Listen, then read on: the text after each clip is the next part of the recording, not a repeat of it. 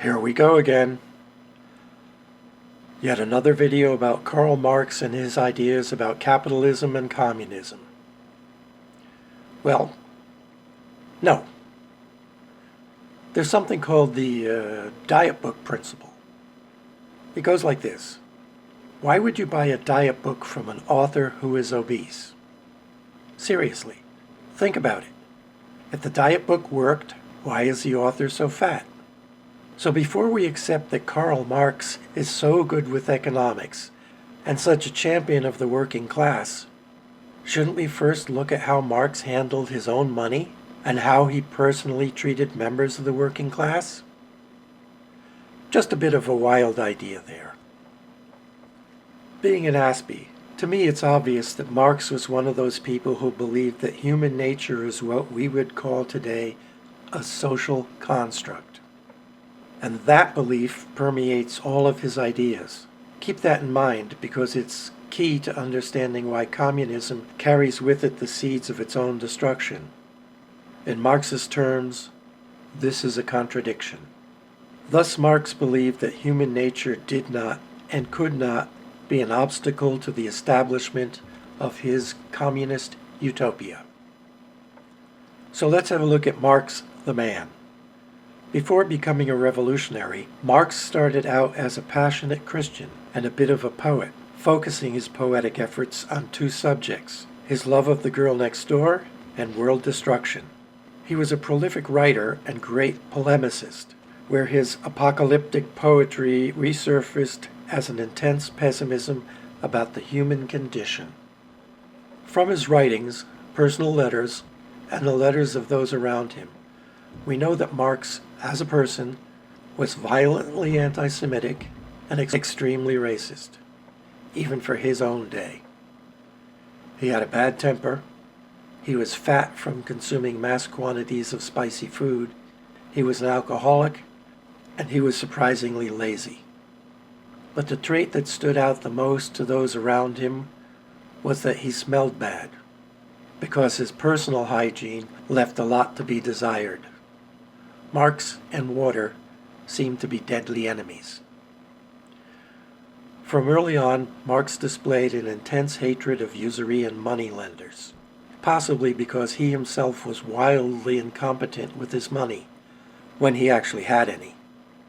So even as a young man in school, he was constantly in the grip of moneylenders. It would not be a stretch to say that he was careless and immature about money. We know that throughout much of his life, he did quite a lot of business with the local pawn shop. In fact, at one point he was the only person in the family who could leave the house because he had the only pair of pants.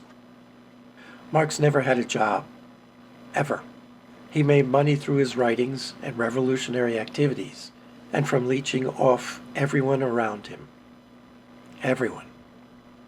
He borrowed money from everyone, family, friends, supporters, and spent it without regard to tomorrow.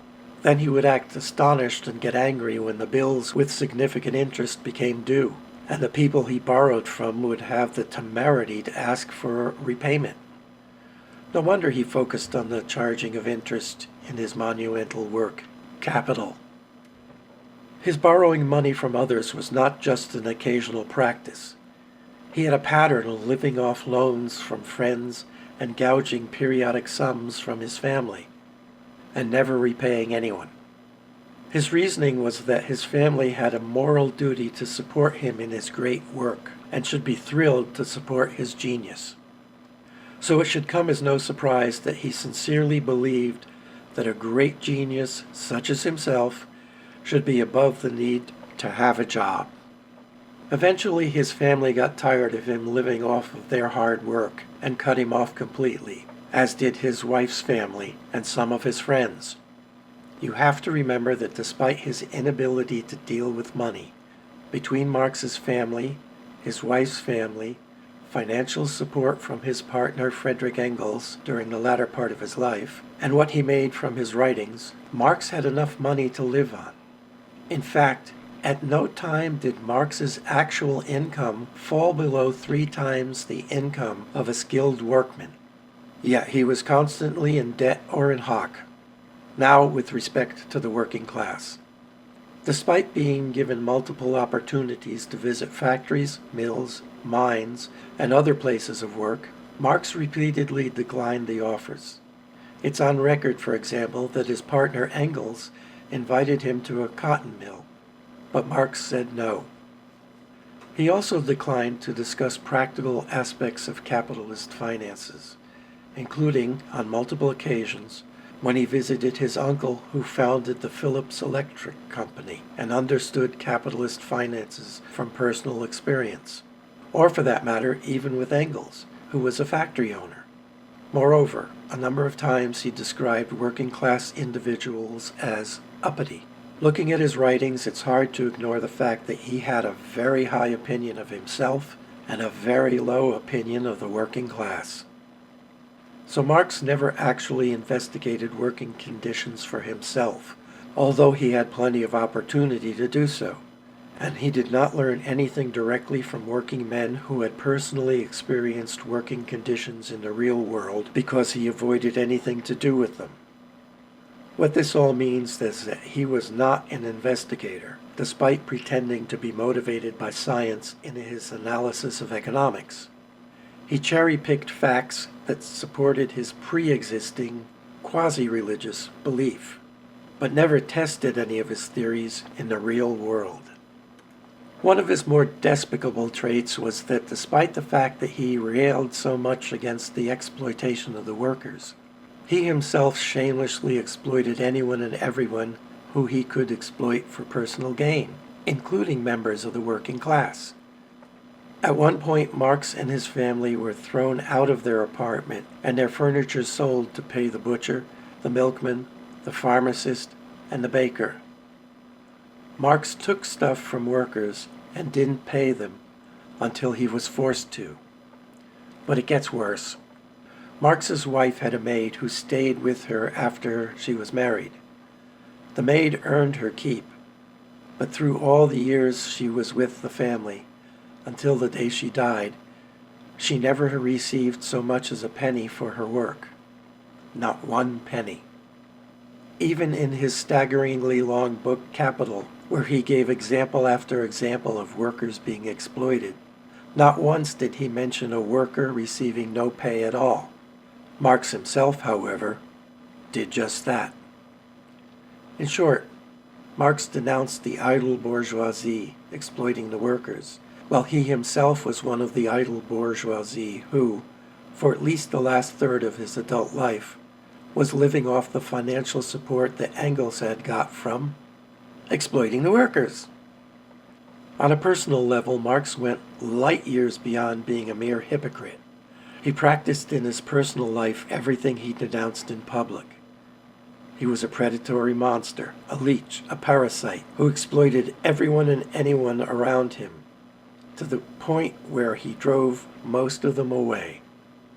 He was a thoroughly immoral human being, even by the standards of the time. He was avaricious, greedy, manipulative, egocentric, selfish, megalomaniacal, and a liar. He falsified evidence, falsified his research, and knowingly supported the falsification of Engels' research. His quick temper went hand in hand with his narcissistic contempt of other people, most of whom he considered to be slow-witted and inferior because they did not immediately recognize his greatness and the importance of his work. Marx railed against exploiting the workers. Then he exploited them.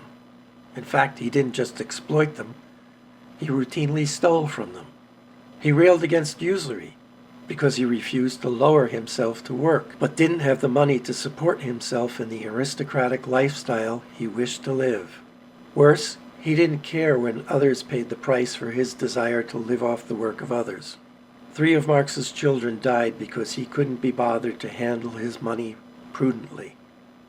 Marx was the fat man, and the book Capital and the Communist Manifesto were his diet books. Ironically, despite what we are usually told, Marx did not hate capitalism. He recognized that capitalism was responsible for widespread prosperity. At worst, he was ambivalent towards it. It's my contention that Marx was a consummate narcissist who saw an aristocracy and bourgeoisie that appeared to live off the work of others, while they pursued their own trivial diversions, and believed with every fiber of his being that he deserved to be among their ranks. Thus his main problem with capitalism had nothing to do with exploiting the workers. He personally had no problem with workers being exploited. Marx's problem with capitalism was more personal. In order to get money in a capitalist system, he would have to demean himself with a job. He was sufficiently narcissistic to believe that he should have been recognized as a genius and supported by the general public, so he could lead the lifestyle to which he wished to become accustomed. The Communist Manifesto is Marx's justification for why he, too, should be supported by the work of others. From each according to his deeds, to each according to his needs, is the philosophical driver behind communism. And of course, his needs were greater. Marx was essentially a parasite. All his life he lived off of others. He showed contempt for just about everyone, including the working class, and not once did he show the smallest grain of remorse for any of the lives he personally ruined. He did, however, excuse his manipulation of others and theft of their hard-earned money, thus their labor, on the grounds that his work was critical to the future of the human race. Everything he wrote about was a rationalization for why he, himself, personally, should be excused for being a parasite. Everything. A personal observation. If you read about what Marx called the mode of production, it becomes obvious that how goods and wealth are produced is supposed to have a direct effect on what we usually call human nature. Thus, in the nature versus nurture debate, Marx would have come down squarely on the side of nurture. In today's terms, we would say that Marx saw human nature as a social construct. If Marx was right about this, then communism is possible. In a society where everyone produces what they can and everyone gets what they need to create an equal outcome, then the human nature of all people should change in such a way as to sustain a communist society indefinitely. If, however, Marx was wrong, then his entire theory of communism must inevitably fall apart. After all, if human nature is not a cultural construct and is not completely malleable, then to the extent that the ideal communist human nature and the biologically based human nature differ, there will always be resistance to the implementation of communism.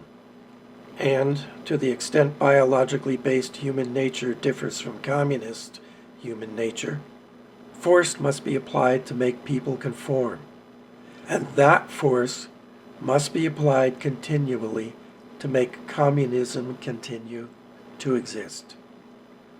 No force, it falls apart.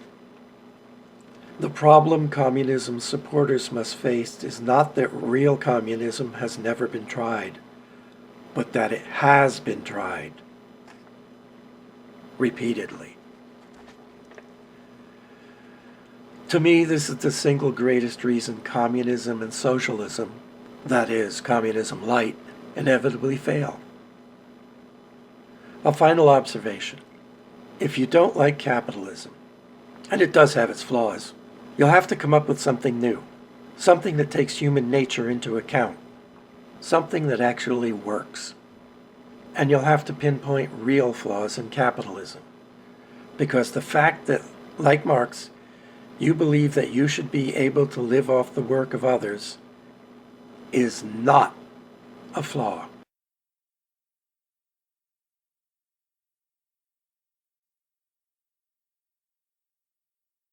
Thanks for watching my rant.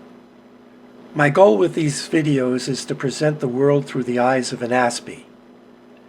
If I have succeeded, remember, the life I would love to become accustomed to is funded by viewers like you.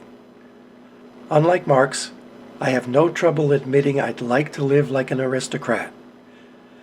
And unlike Marx, I have no trouble admitting that I'm just too lazy to work. So please like my video, share it far and wide, leave a comment, subscribe to my channel, remember me in your will, or better yet, send cash.